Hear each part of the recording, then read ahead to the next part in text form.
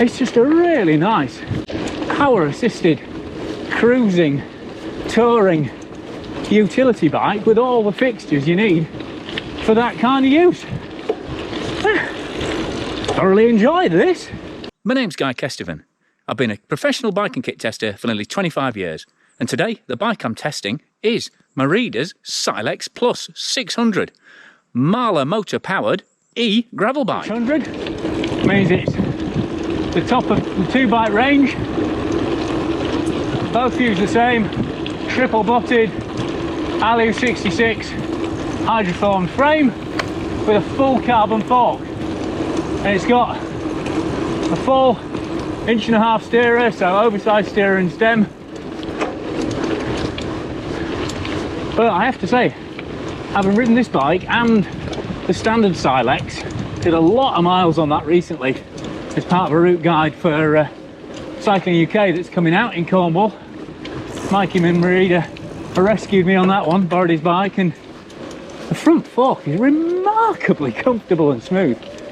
I mean, as you can see, it's not exactly encouraging me to smash it into obstacles or get all mountain bikey on me riding, but I was worried having this rear wheel motor would make the back end. All right, handled quite strangely. I thought it'd be thumping around a lot at the back, but I'm really, again, surprised how smooth it is out back, because there is an extra, oh, more than 2 kilos in that rear hub where that Mahle motor lives. But overall weight, just over 13 kilos, is pretty impressive for an e-bike, because you've only got a 250 watt battery in that really slim down tube. So when you're looking at it, you'd be really hard pressed to see this is an e-bike at all until you see the rear hub. Afternoon.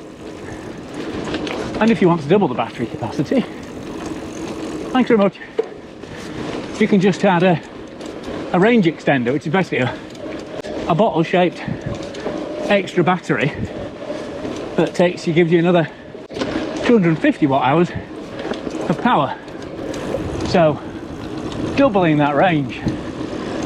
Stop, bike on your right hand side please, thanks very much. But even at full chat, I mean, you've got 3 power levels which are accessed through that button on the top tube. Even at full chat, you're only getting 40 Newton meters of power, so it's pretty economical in terms of energy use anyway.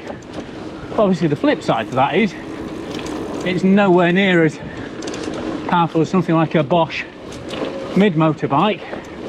You're looking at 90 Newton meters now, and even a Fazua, which is a similar lightweight system but with a removable battery and motor, at 60 Newton meters.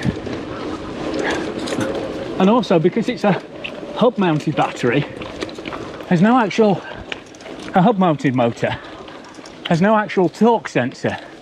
It works entirely on rear hub speed in relation to the cassette, so you've got to manage the gears a lot more to get what little assistance there is on climbs.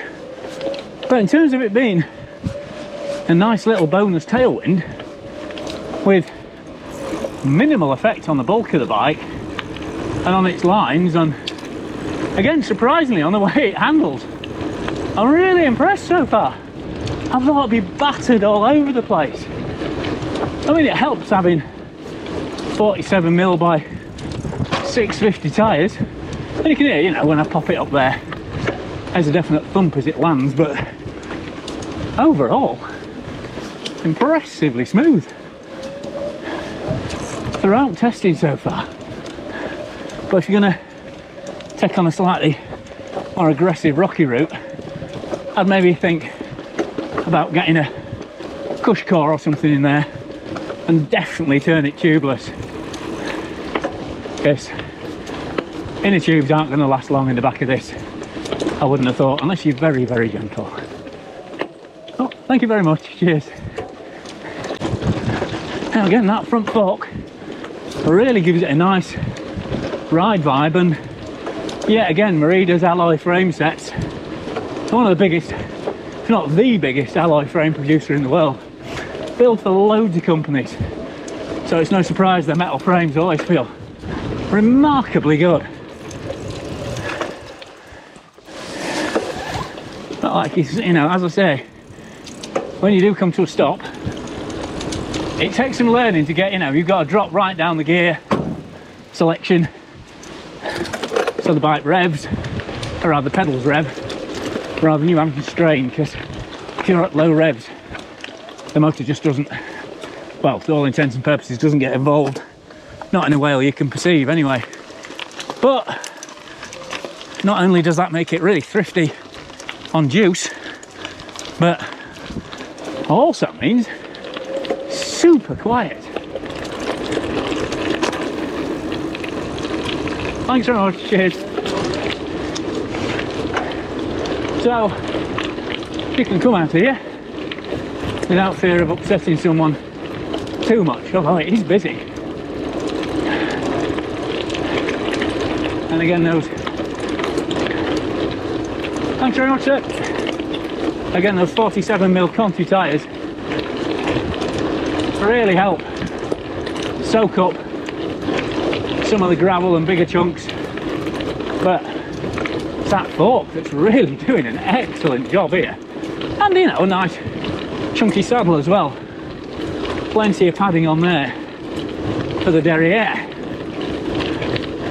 and the position as well. It's very much a comfort and easy mileage position. You've got a 175mm high head tube, so tall head tube, even though the reach is relatively long. 555mm top tube on a 510 seat tube, so there's plenty of opportunity to extend, go a size larger. This is a medium, but for kind of what this bike excels at, which is just quiet distance extension and smooth cruising, I think this position suits it really, really well, because the angles aren't that rad.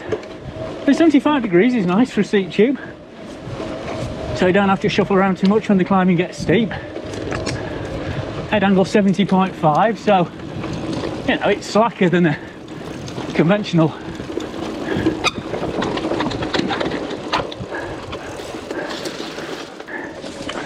and it's not just utility features on this bike either.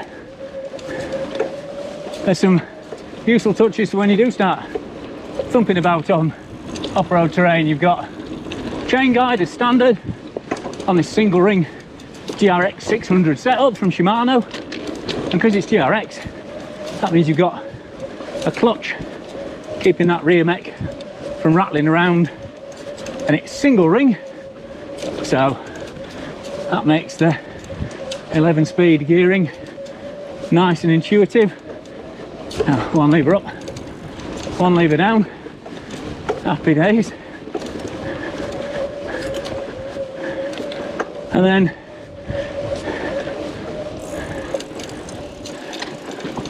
all right, also, although I mean the geometry is fairly slack, what really helps with stability, also, although I mean the geometry is fairly slack, what really helps with stability is it's got a very low bottom bracket. It's a 77mm BB drop, and it's got a long old rear end, which means plenty of tyre clearance and kind of acts like a kite when you're getting a move on. But I am really impressed with how smooth it is on descents. I really thought that was going to be its Achilles heel. Having ridden other rear engine bikes, I wasn't looking forward to the handling off-road, but it's a nice thing about testing. Sometimes you can be really surprised with how a bike behaves itself. That's definitely the case with this Silex Plus. The only thing that kind of lets it down in terms of handling confidence off-road is the fact it comes with a really narrow bar as standard. I think it's listed as a 42, but it's near a 41 across the hoods.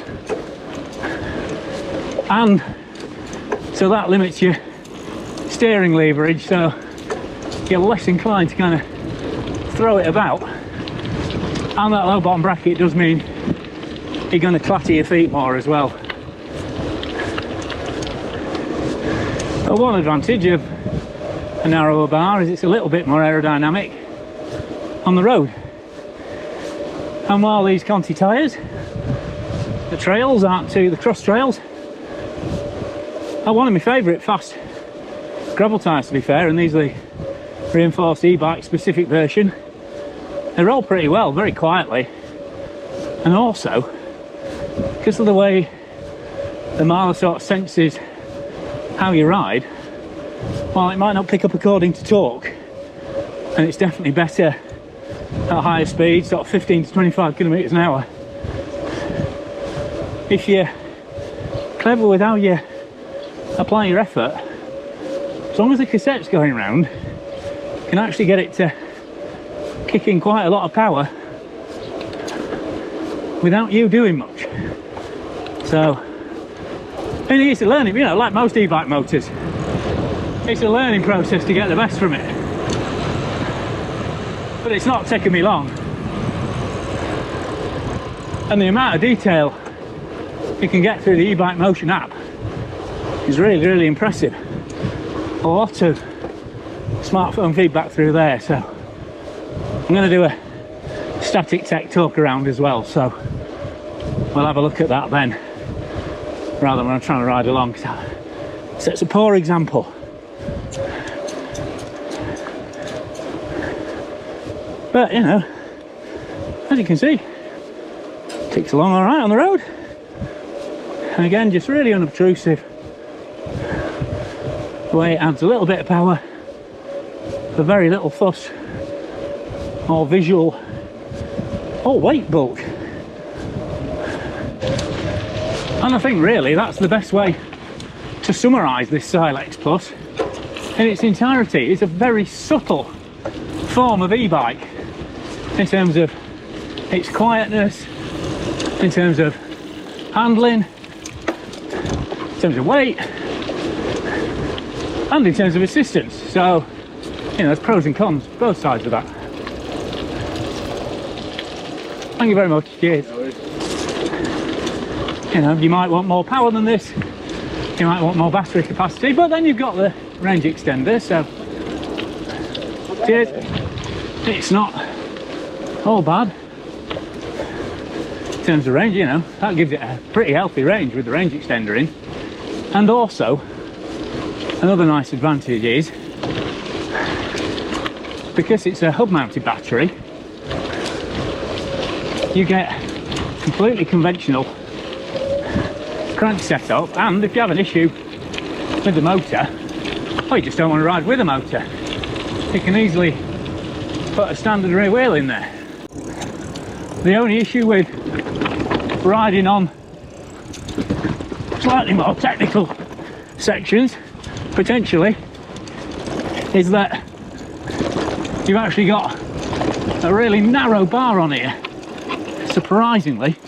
So Merida listed it as a 42, but it's actually nearer a 41 on the hood. And also, although that low bottom bracket adds a bunch of stability, it does make it quite likely you're going to catch your pedals on sort of rutted terrain. You can imagine this would be quite a handful if you're doing the Ridgeway or somewhere like that.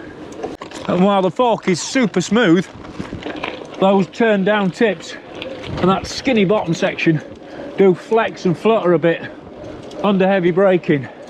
So again, it's not as flat out as some chunkier gravel bikes I've ridden, but you know, it's got this nice comfortable upright position. You've got that plenty of carbon seat post out the back, and just the way the frame and the forks smooth away the gravel and the bigger lumps. It's just a really nice power assisted cruising touring utility bike with all the fixtures you need for that kind of use. Thoroughly enjoyed this. So that's my afternoon adventure done. Thank you to Merida UK for sending in the Silex for test.